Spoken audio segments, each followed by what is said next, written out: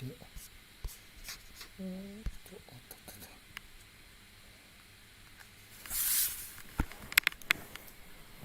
よいしょ。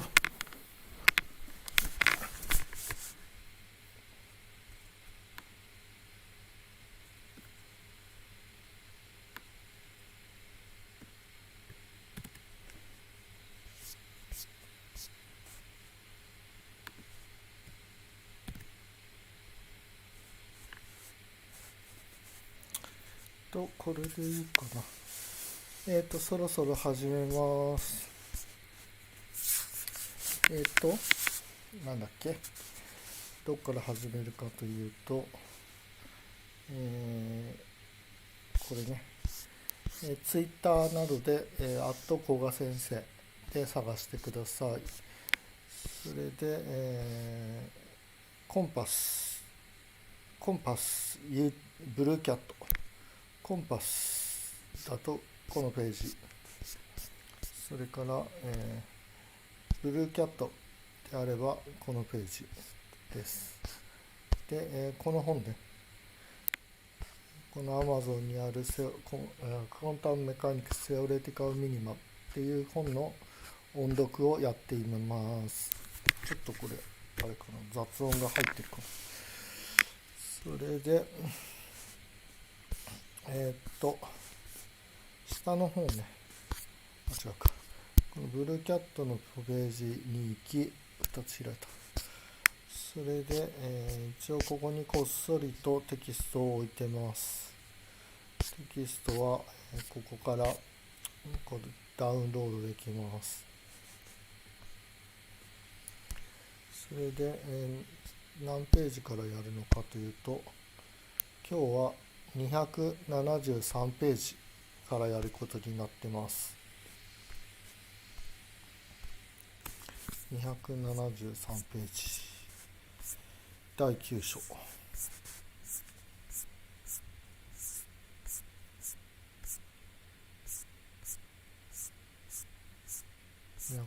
ページね。それから、ちょっと時間設定を間違ってるんですけど、私の、ここのだから、SusskindQM、ハッシュタグ SusskindQM の中に、次回のこれですね、次回開催日の、希望を答えられるようになっているので、ちょっとあと22時間しか答えられない設定なんですけど、直したいと思ってますので、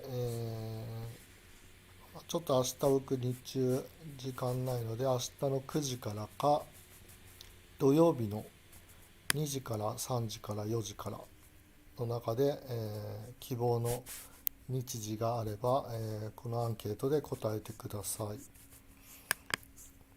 アンケートは増やします。それじゃあレクチャー9に入ろうと思います。一応 YouTube 見てみようか。YouTube。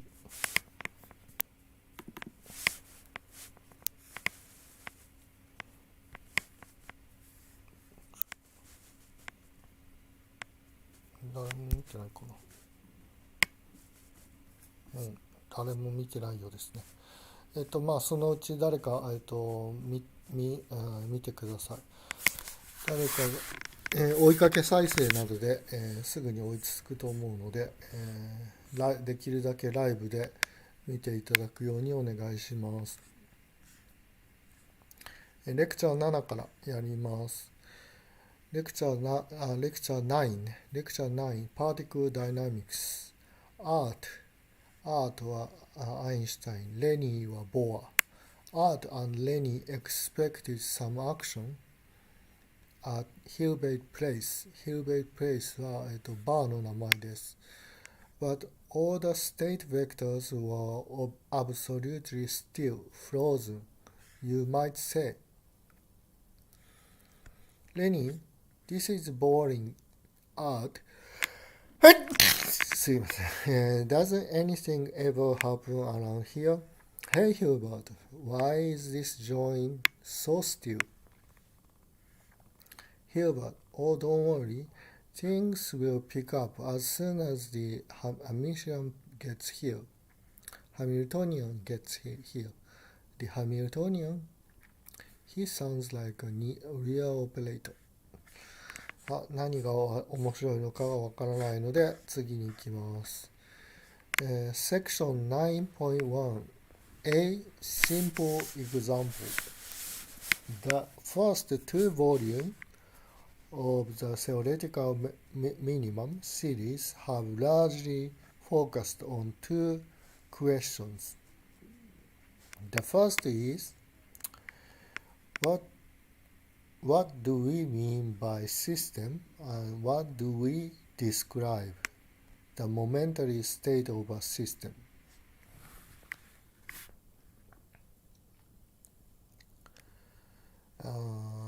As we've seen, the classical and quantum answers to this question are very different. Classical phase space, the space of coordinates and momenta, is replaced. I think I made a mistake something, so I have to change. So this is wrong. Let me see.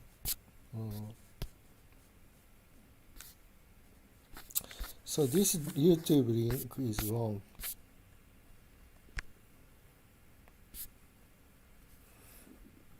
So this is the YouTube link.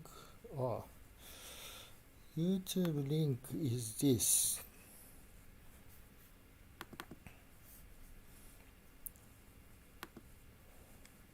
Channel.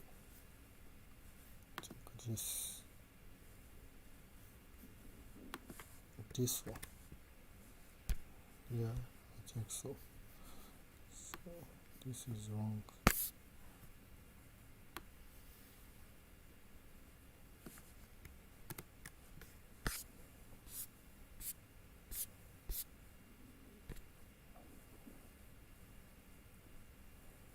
Okay, I corrected.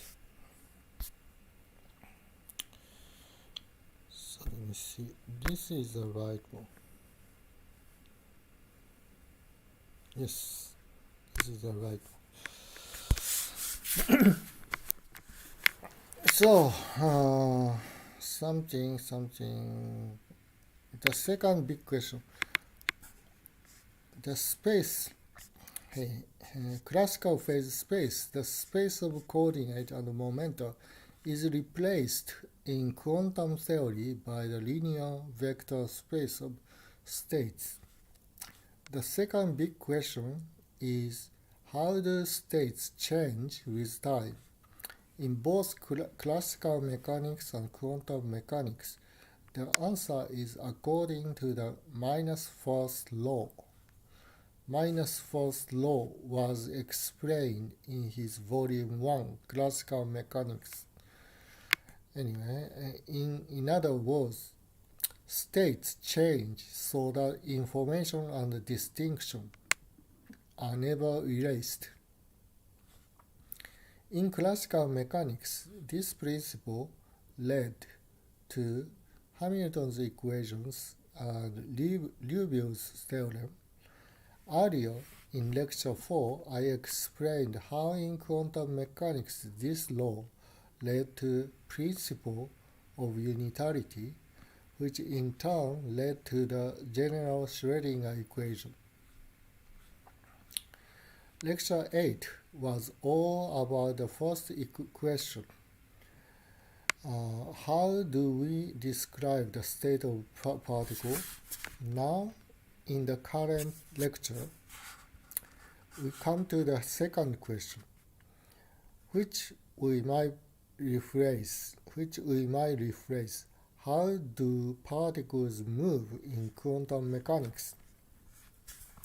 In Lecture 4, I laid out the basic rules for how quantum states change with time. The essential ingredient is the Hamiltonian H, which in both classical and quantum mechanics represents the total energy of the system. In quantum mechanics, the Hamiltonian controls the time evolution of a system through the time-dependent Schrodinger equation. Hamiltonian controls the time evolution of a system through the time-dependent Schrodinger equation.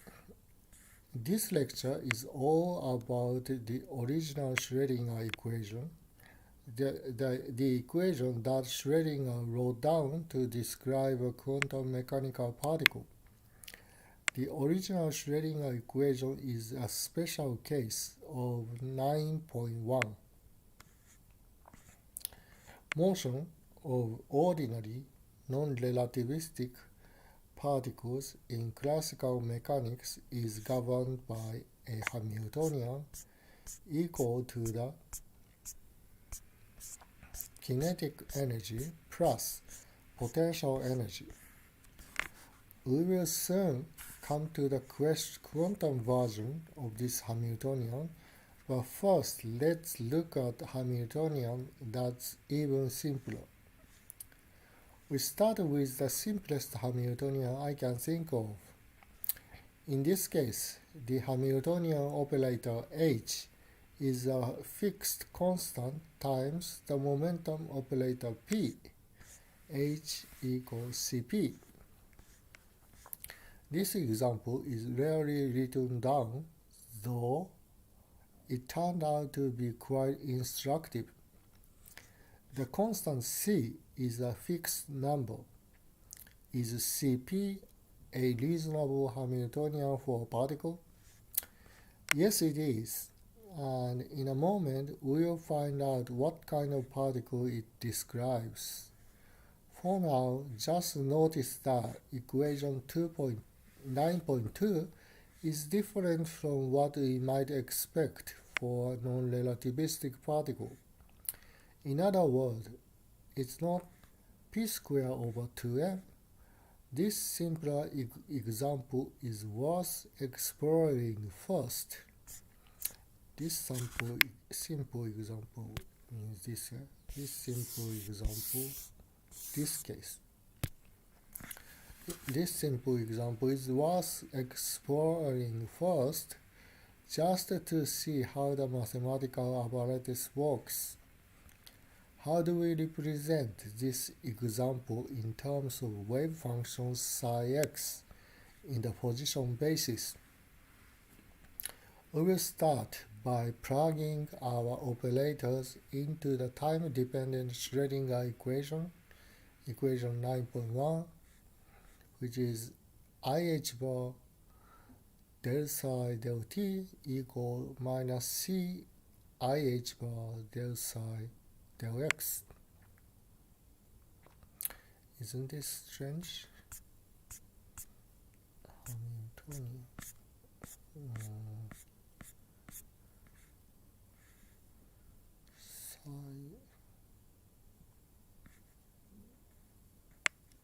Isn't this strange?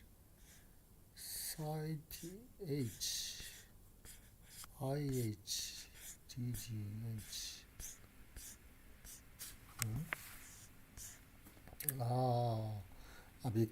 Because this is P. Okay, this is P. P minus IH bar del x. This is P. Notice that we are now writing psi as a function of both x and t. Cancelling the IH bar terms gives us del psi del t equal minus c del psi del x, which is a pretty simple equation. In fact, any function of x minus ct is a solution. By function of x minus ct, I mean any function that depends not on x and t separately, but only on the combination x minus ct. To see how this works, let's just consider arbitrary function psi x minus ct and look at its derivatives. If you take the partial with respect to x, you just get partial psi x minus ct partial x. Because the derivative of x minus ct with respect to x is 1, but if you take the partial with respect to t, you get minus c times partial psi partial t. It's clear that this combination of derivatives satisfies equation 9.3. Therefore, any function of this form solves the Schrodinger equation. Now let's see how a function psi x minus ct behaves. What does it look like?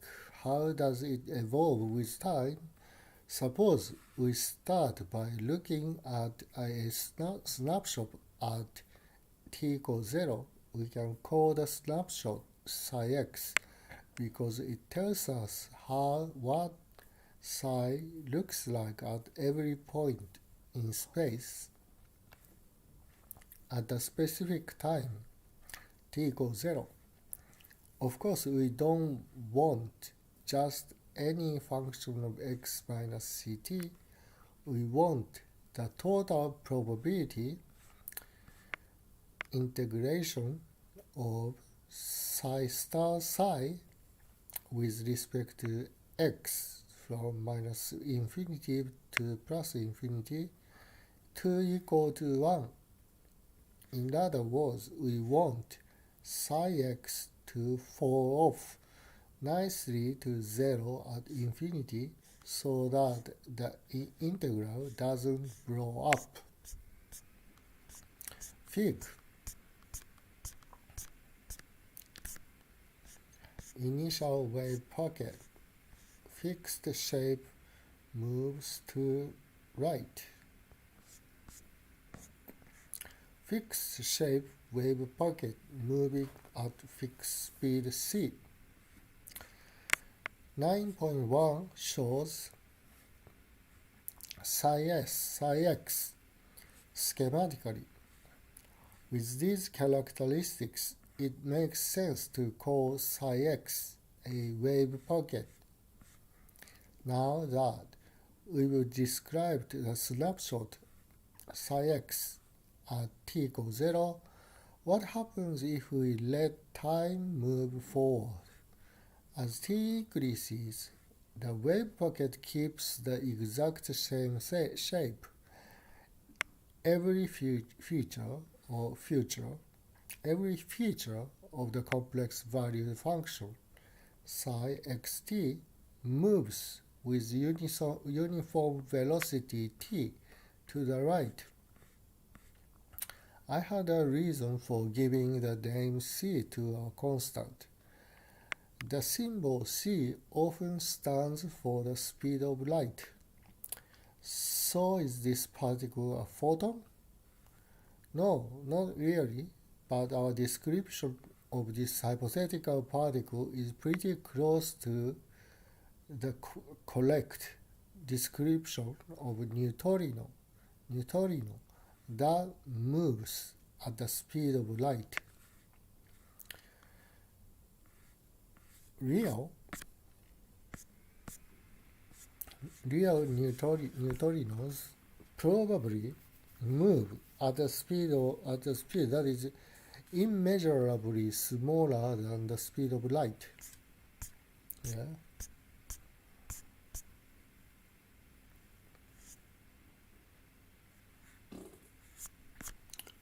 Real neutrino probably moves at a speed that is immeasurably smaller than the speed of light. This Hamiltonian would be a very good description of a one-dimensional neutrino except for one problem. the particle described by our wave function can only move to the right. To round out this description, we would have to add another possibility that the particle could also move to the left. Our right-going zagzone, there I've said it. Our right-going particles remind me of Mr. Sells' classic story, The Zags. I am tempted to call them right-going zagzones. There is no telling how the story would have turned out if Theodore Geisel had known more about neutrinos. I'm sorry, I don't understand this explanation. So, our outgoing zagzone has another oddball feature. Its energy can be either positive and negative. This is because the p operator as a vector can take on positive or negative value. In general, the energy of a particle with negative momentum is negative, and in general, the energy of a particle with negative momentum is negative, and the energy of a particle with positive momentum is positive. I won't say more about this except that the problem of negative energy for this kind of particle was solved by Dirac, who used it to establish the theoretical basis for antiparticles. For our purposes, we can ignore this issue and simply allow the energy of our particle to be either positive or negative. Since the wave function of our particle moves rigidly down the x-axis, so does the probability distribution. As a result, the expectation value of x moves in exactly the same way, which is to say that it moves to the right with velocity c. That's the essential quantum mechanics of this system. However, there is another important thing to keep in mind. When we said the velocity c is a fixed constant, we weren't kidding. Our particle can only exist in a state where it moves at this particular velocity. It can never slow down or speed up. How does this compare with the classical description of such a particle? Starting with the same Hamiltonian, a classical physicist would just write Hamilton's equation with h equals Cp. Hamilton's equations are del h del p equal x dot, and del h del x is minus p dot. Carrying out the partial derivatives, these become partial h partial p equal x dot equals c, and partial h partial x equal minus p dot equals 0. Thus, in the classical description of our particle, the momentum is conserved and the position moves fixed velocity with fixed velocity c. In the quantum mechanical description, the whole probability distribution and the expectation value move with velocity c. In other words, the expectation value of position behaves according to the classical equation of motion. In other words, the expectation value of position behaves according to the classical equation of motion. Okay. Section 9.2 Non-relativistic free particles. Only massless particles can move at the velocity of light, and I might add, they can only move at that velocity. All known particles other than photons and gravitons are massive and can move at any velocity less than c. When they move with a velocity much less than c, they are said to be non-relativistic, and their motion is governed by ordinary Newtonian mechanics, at least classically. The earliest application of quantum mechanics was to the motion of non-relativistic particles. I showed earlier in lectures 4 and 8 that Poisson brackets play the same mathematical role in classical mechanics as commutators do in quantum mechanics. Written with these constructs,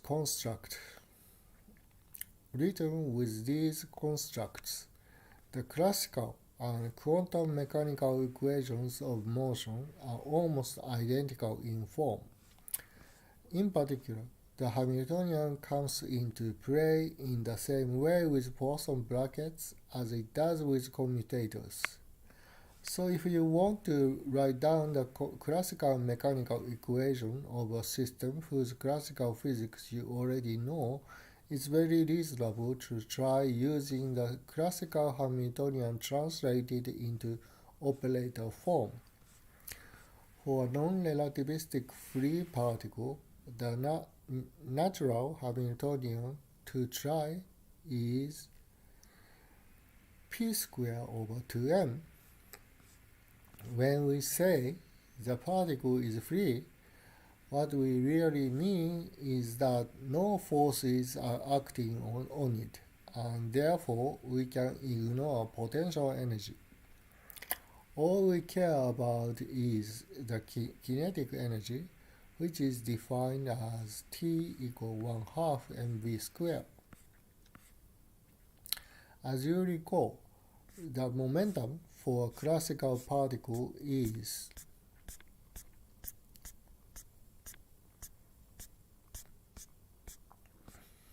P equal mv. The Hamiltonian is just the kinetic energy which we can write in terms of the momentum p. This gives us the Hamiltonian is just the kinetic energy which we can write in terms of the momentum p. This gives us h equal 1/2 mv squared equal p squared over 2m.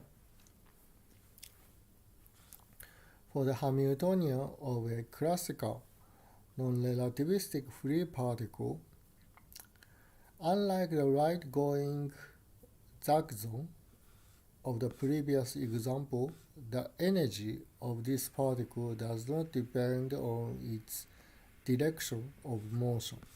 That's because the energy is proportional to p squared rather than p itself, so we will start with a particle whose energy is p squared over 2m and work out the Schrodinger equation, the original one that Schrodinger discovered for a free particle. Our plan is to follow the same process we used in the previous example, using the Hamiltonian to write a time-dependent Schrodinger equation. As usual, the left side left side of the equation is IH bar, partial psi, partial t. We will derive the right hand side by rewriting the classical Hamiltonian, the kinetic energy, as the operator. The classical kinetic energy is p squared over 2m. The quantum version replaces p with large p.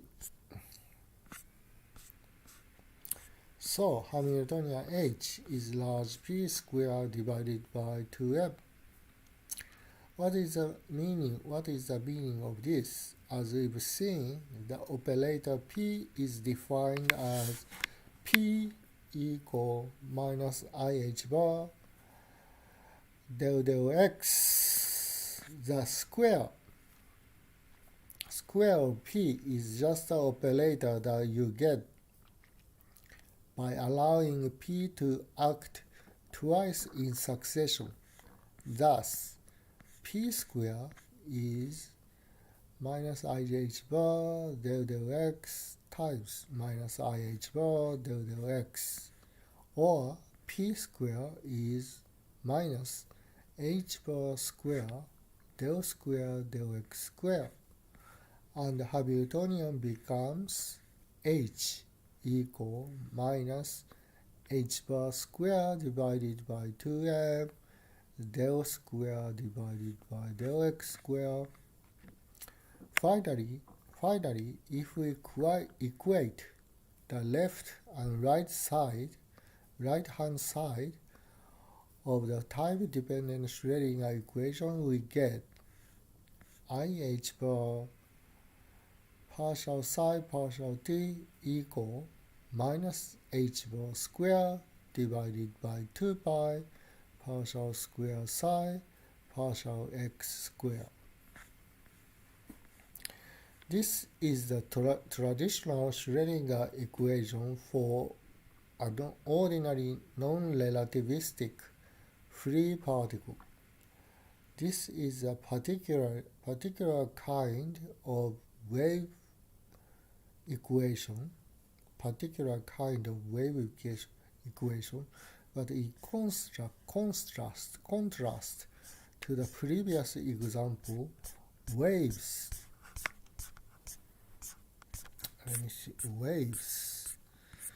of different wavelengths and momenta move with different velocities.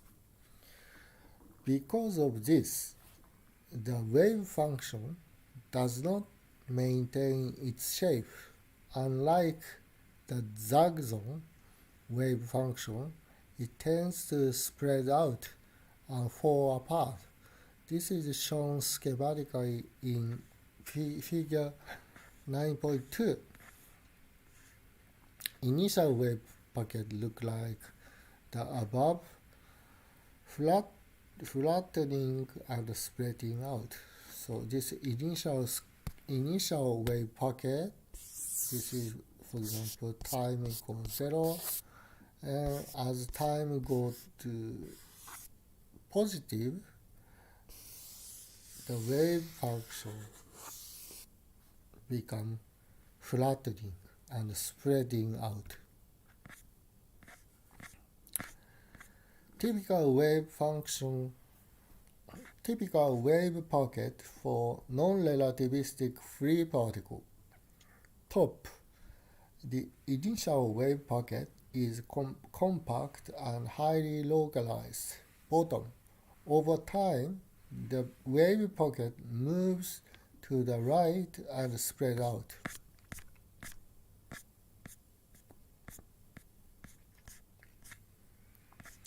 Solve the time. Let me see. Spread out here. So next section, 9.3 time-independent Schrodinger equation. Time-independent. Now time-independent Schrodinger equation.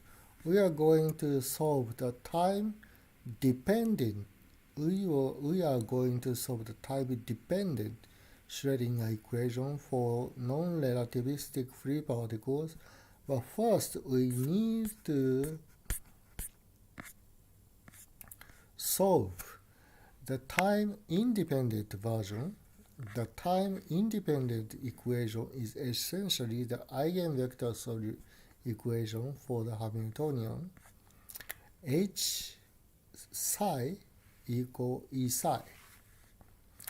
Written explicitly in terms of the wave function psi x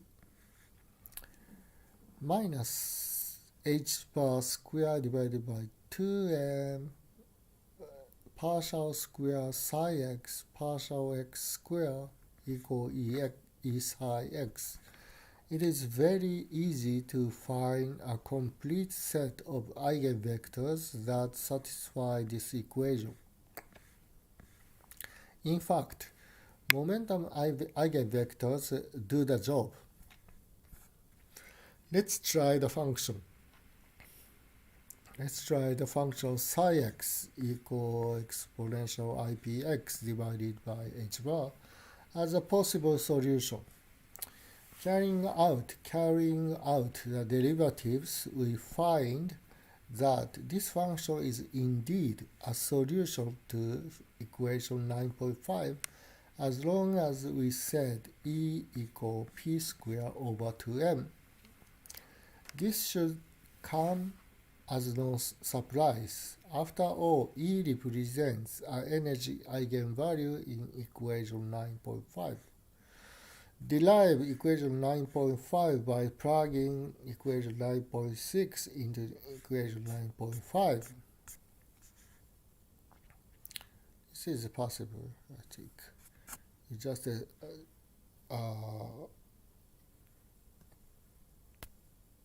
make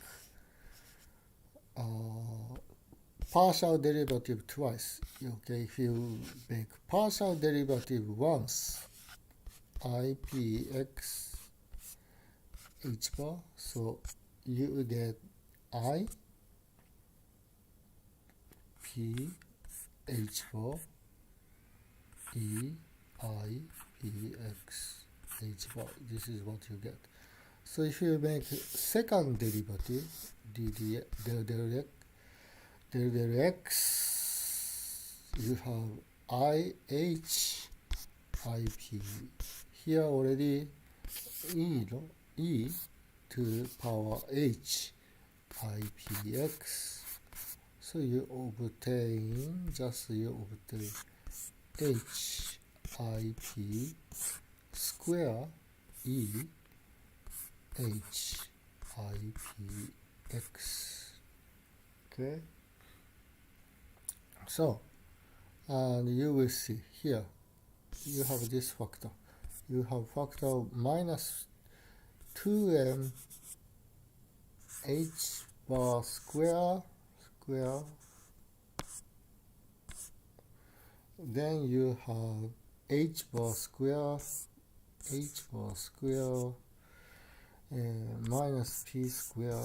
So this is plus this square deleted, so you obtain 2m p square. This is the energy. So you obtained energy p square over 2m. That's this one. You obtain this. So this exercise was done. As we saw in section 4.13, every solution to the time-independent Schrodinger equation allows us to construct a time-dependent. Every solution to the time-independent Schrodinger equation allows us to construct a time-dependent Schrodinger equation.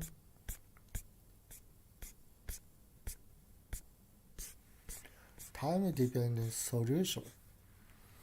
All we need to do is multiply the time-independent solution, in this case exponential IPX divided by h bar by exponential minus I et divided by h bar, which is equal exponential minus I p square t divided by 2mh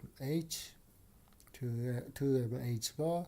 Thus, a complete set of solutions can be written as psi of x comma t equal exponential h bar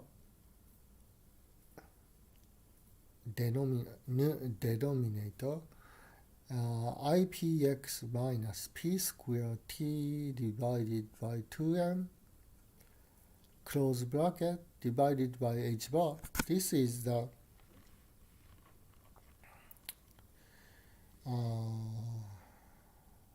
solution, complete solution of wave function.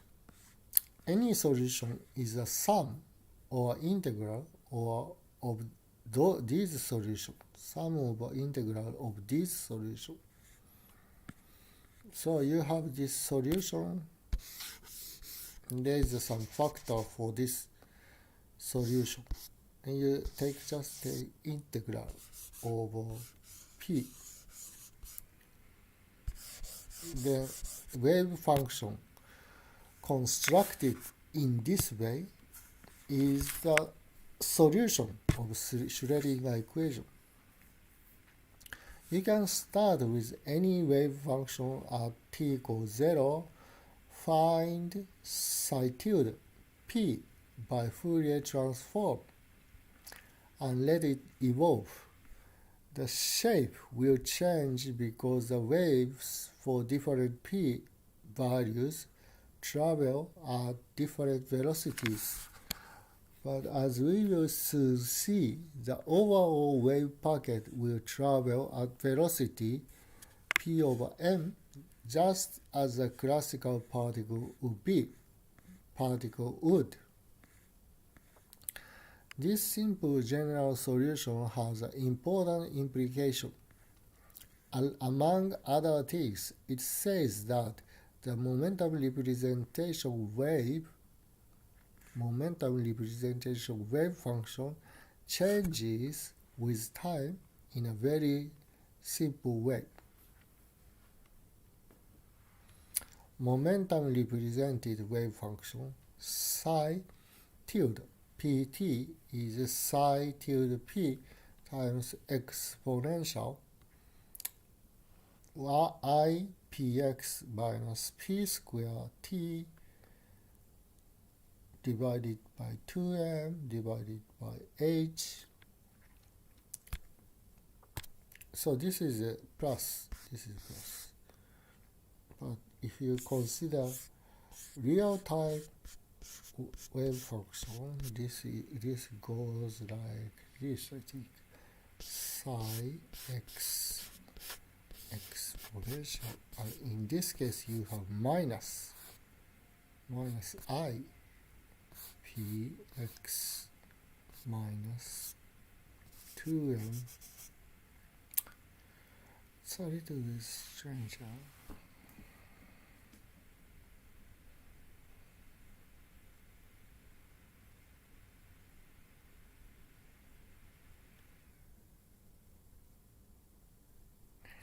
I don't think so. I got confused. I'm sorry, I got confused, so I forget.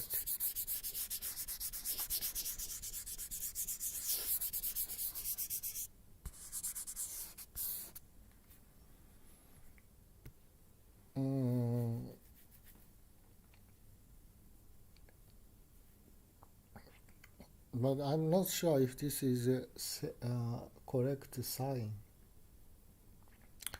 In other words, my question, I can tell my question. My question is, there has to be minus psi here. This is my question. Okay.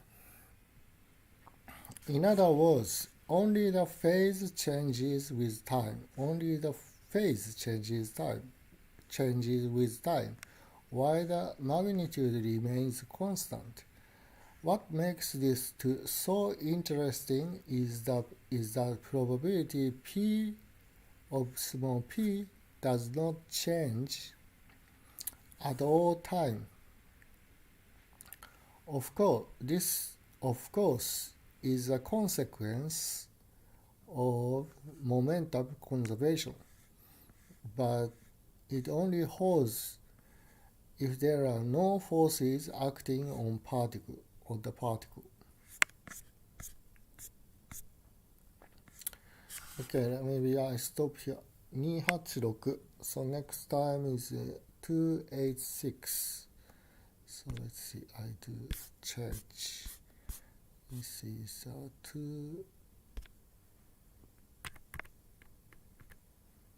286. Sorry. 286. This is like part 2. This is 6 times 6. Okay. Then I can put this link to the bottom.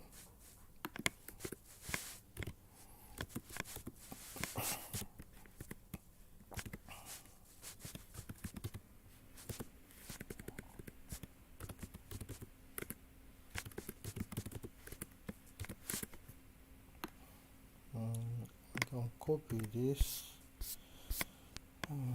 here bottom.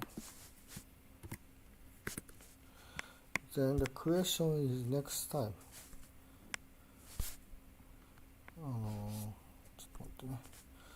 Next time, let's see. There is no answer, yeah, I think. Friday. これFriday 9 o'clock. Is this okay? I don't know when we got this answer.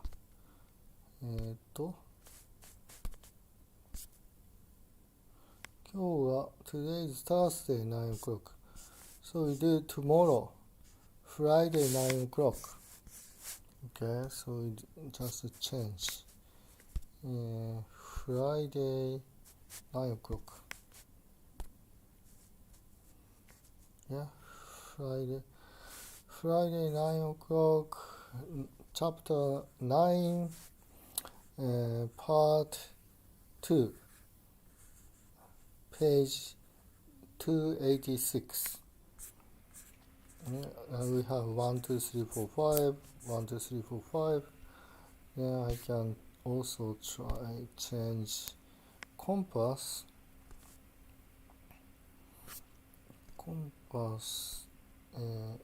4, 9. Okay, so then this is part 2, 286. 286. 296. 286.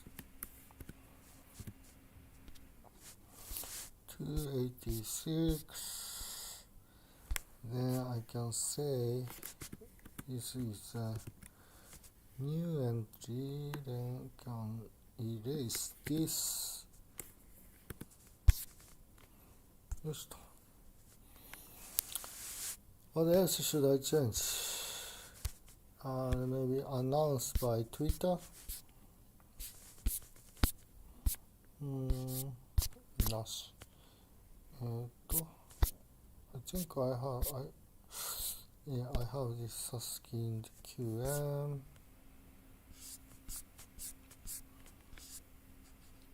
Today is fifth time. This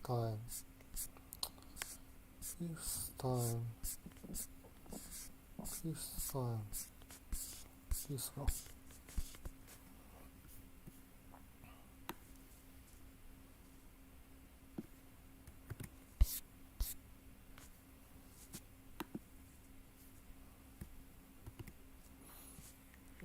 sixth time is March 4, Friday, 9 o'clock. I hope this works. So, Minato-san will retweet.